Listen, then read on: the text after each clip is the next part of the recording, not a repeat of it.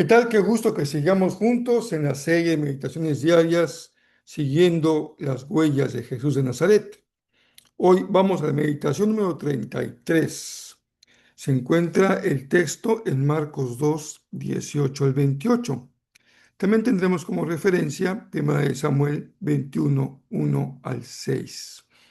Hoy es la meditación número 33 que corresponde al miércoles 11 de marzo. Yo soy Rafael Pola y todos sean muy bienvenidos.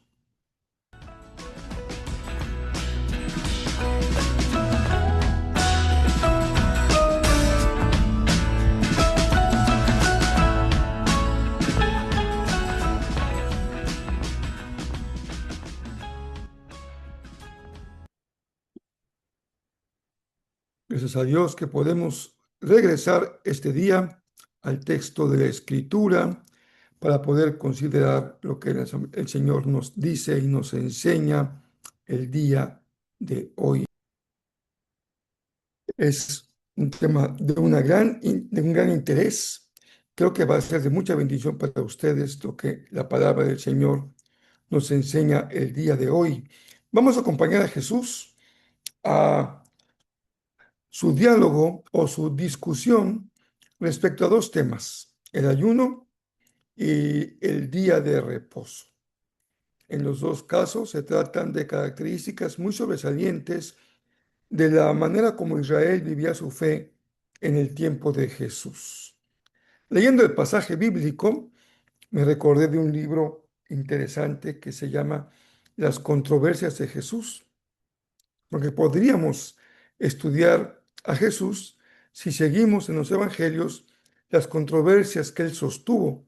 Ahí seguramente que vamos a encontrar las ideas que él defendía con toda energía frente a sus diferentes personajes con los que dialogaba. Pero bueno, hoy vamos a una de ellas, creo que es la primera que vemos en esta serie, está en Marcos 2 y se trata de dos escenas diferentes. Empezamos en el verso 18. Cierta vez que los discípulos de Juan y los fariseos ayunaban, estos dos grupos tienen una misma práctica, el ayuno. Algunas personas se acercaron a Jesús y le preguntaron, ¿por qué tus discípulos no ayunan, como lo hacen los discípulos de Juan y los fariseos? Jesús les contestó, ¿acaso los invitados de una boda ayunan mientras festejan con el novio? Por supuesto que no. No pueden ayunar mientras el novio está con ellos, pero un día el novio será llevado y entonces sí ayunarán. Además, ¿a quién se le ocurriría remendar una prenda vieja con tela nueva? Pues el remiendo nuevo encogería y se desprendería la tela vieja, lo cual dejaría una rotura aún mayor que la anterior. Y nadie pone vino nuevo en cueros viejos, pues el vino reventaría los cueros y tanto el vino como los cueros se echarían a perder. El vino nuevo necesita cueros nuevos. Vamos a la siguiente escena, verso 23. Cierto día de descanso, mientras Jesús caminaba por unos terrenos sembrados, sus discípulos comenzaron a arrancar espigas de grano para comer. Entonces los fariseos le dijeron a Jesús, mira, ¿por qué tus discípulos violan la ley al cosechar granos en el día de descanso? Jesús les dijo, ¿acaso no han leído en las Escrituras lo que hizo David cuando él y sus compañeros tuvieron hambre? Entró en la casa de Dios en el tiempo que Abiatar era sumo sacerdote y violó la ley al comer los panes sagrados que solo los sacerdotes se les permitía comer. Y también les dio una porción a sus compañeros.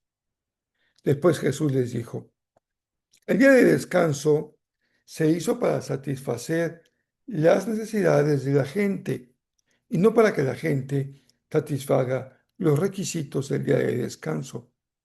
Así que el Hijo del Hombre es Señor incluso del día de descanso. Leer el texto bíblico requiere también que hagamos un esfuerzo por considerarlo a la luz de nuestro tiempo. Es la mejor manera de acercarnos a la palabra, porque no solo buscamos entender lo que este texto significó para aquellos a quienes se les escribió, en este caso a la comunidad creyente a la que Marcos le dedica o le dirige su evangelio. También es muy importante comprender lo que el texto nos dice hoy a nosotros. Y encontramos entonces aquí, en ese pasaje, un debate que Jesús sostiene con dos grupos de personas, o por lo menos una muy clara, que eran los fariseos. El tema, el tema es el ayuno y el día de reposo. No son dos temas simplemente porque sí. Se trata en realidad de dos pilares de la enseñanza de los fariseos. No olvidemos que esta secta tenía el propósito de difundir la piedad más allá de las paredes del templo, cumpliendo con la ley al pie de la letra e invitando a toda la gente a que también siguiera estrictamente la ley de Moisés. Ellos ayunaban 2 días a la semana y observaban con estricto rigor el día de reposo. Jesús, entonces, ha tocado dos áreas muy sensibles de su fe. La controversia con Jesús apunta a lo más profundo, porque no se queda Jesús en los rituales mismos, sino que él va al significado verdadero de la ley. Es decir, ¿cómo debe la ley de cumplirse? Porque no pensemos que Jesús es un transgresor de la ley. Al contrario, él es su observante más estricto, ya que él va a ir a lo que está en el fondo. Jesús no está diciendo que el ayuno y el sábado no importan. Por el contrario, está señalando que es Él, Jesús mismo, su verdadero cumplimiento, ya que Él como esposo es mayor que el ayuno y Él es Señor incluso del sábado, ya que pone tanto el ayuno como el día de descanso en su verdadero lugar. ¿Cuál es este? Aquí que creo que vale la pena que esta semillita quede profundamente grabada en su corazón. La bendición del ser humano. Una mala manera de entender la fe es convertirla en lo importante en sí misma, es decir, que ese medio se convierta en un fin en sí mismo. Y nos olvidemos que más allá del medio que expresa la fe de un pueblo, olvidemos que a Dios le importan las personas. El modo de vivir que Jesús espera de sus discípulos no es el luto de los que ayunan, sino la alegría de aquellos que disfrutan la presencia del esposo y cuyo gozo y alegría también se expresa en la preocupación por los seres humanos, que es el ejemplo del esposo. Ayer, me refiero al tiempo en que Jesús dialoga con estos grupos de personas, había dos rituales fundamentales, el ayuno y el día de reposo.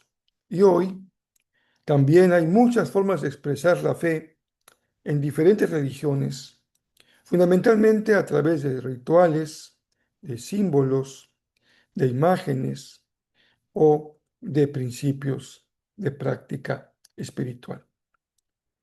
Porque las religiones de hoy las seguimos identificando por sus ritos, sus ceremonias, sus símbolos, sus imágenes. Pensemos, por ejemplo, en el mismo judaísmo, que sigue siendo una religión con muchos simbolismos, fiestas, celebraciones y rituales. Estamos cerca de la celebración de la Pascua. Pensemos, por ejemplo, también en el pueblo islámico, tan orientado al ritual de la oración, o el budismo a la meditación. Hay ropajes de los sacerdotes, hay símbolos, hay colores, hay celebraciones, hay festividades. Lo cierto es que en en lo más profundo del ser humano está la necesidad de expresar su búsqueda de Dios por diferentes caminos y de diferente manera. También el cristianismo, cuando nació, mantuvo dos grandes expresiones de la fe en símbolos. Me refiero a lo que llamamos las dos ordenanzas, que es el bautismo y la cena del Señor. Hay muchas iglesias hoy cristianas que mantienen con mucho celo las tradiciones del bautismo y la cena del Señor. También encontramos grupos cristianos hoy contemporáneos que ponen poco énfasis en la celebración de la cena o en el bautismo de creyentes.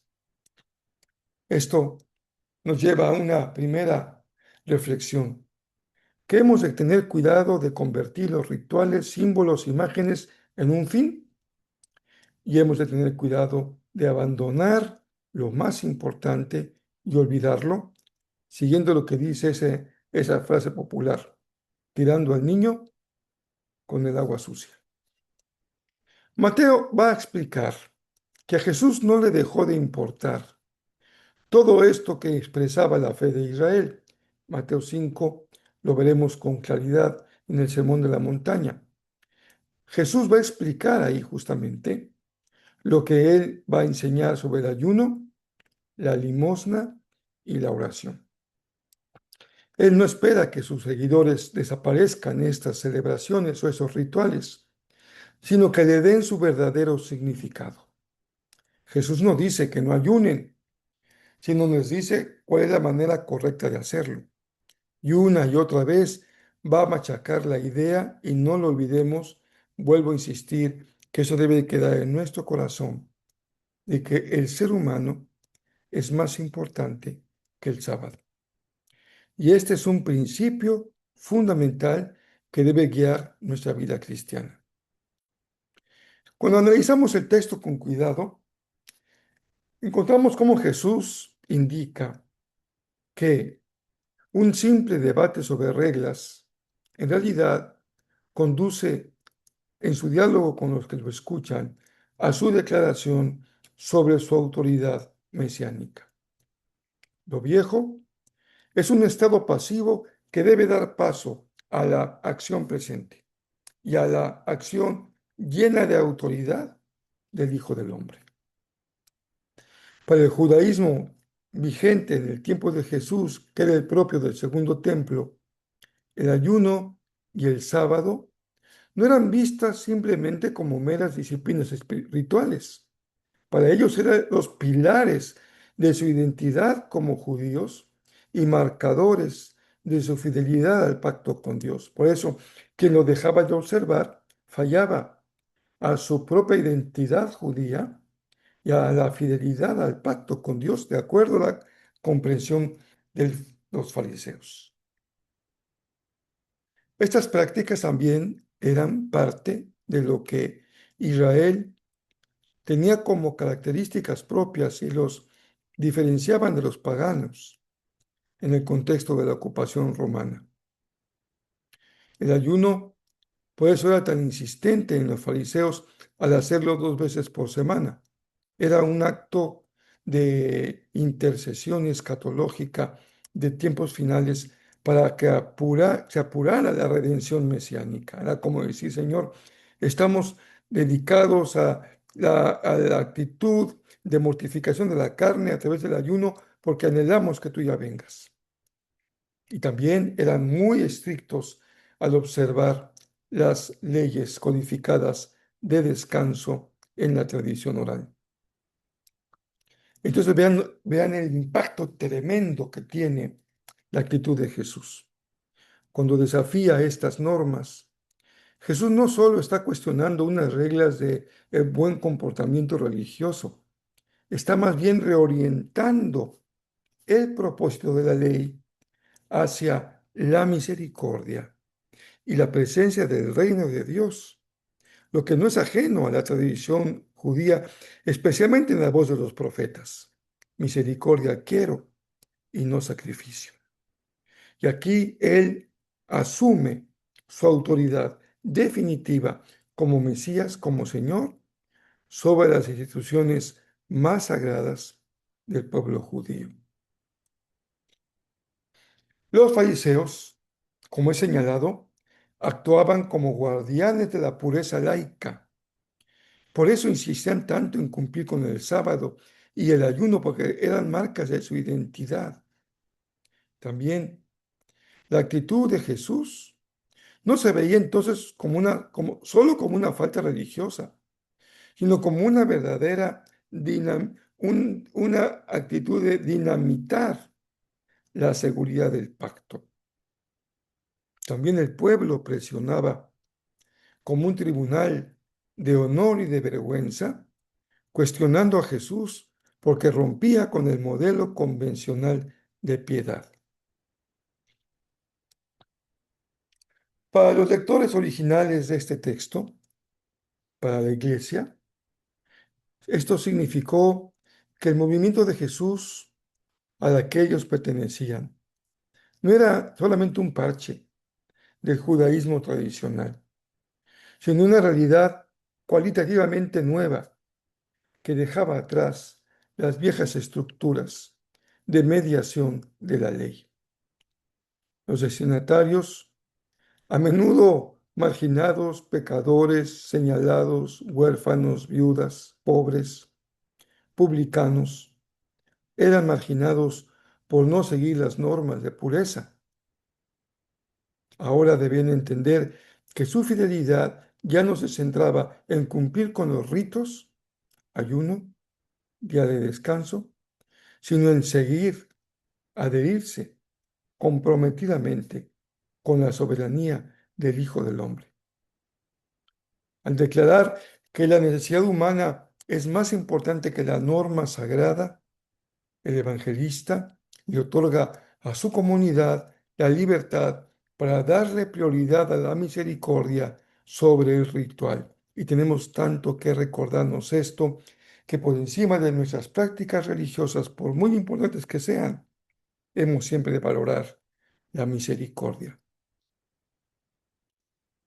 asegurándonos de que la vivamos con el gozo de quien celebra al esposo, de aquel que ha sido quien ha traído el reino y lo ha inaugurado, quitando los odres viejos y poniendo el vino nuevo en odres nuevos. Bien, ya no podremos en este día pues leer el pasaje que de referencia porque pues como ven el tiempo siempre corre y no queremos ocupar demasiado tiempo a su meditación de este día. Pero sí les invito a que más tardecito, o si tienen tiempo ahora mismo, busquen el pasaje de 1 Samuel 21, del 1 al 6. También ahí tendremos sin duda, enseñanza que corresponde con lo que hemos leído en esas controversias con Jesús. Les dejo entonces esta idea en su corazón. Hagamos de la misericordia, de la piedad personal, de la expresión de fe de corazón, más allá de los rituales, la característica distintiva de nuestra fe y de nuestro seguimiento a Jesús. Les envío un abrazo muy cariñoso, que el Señor bendiga sus vidas muy ricamente.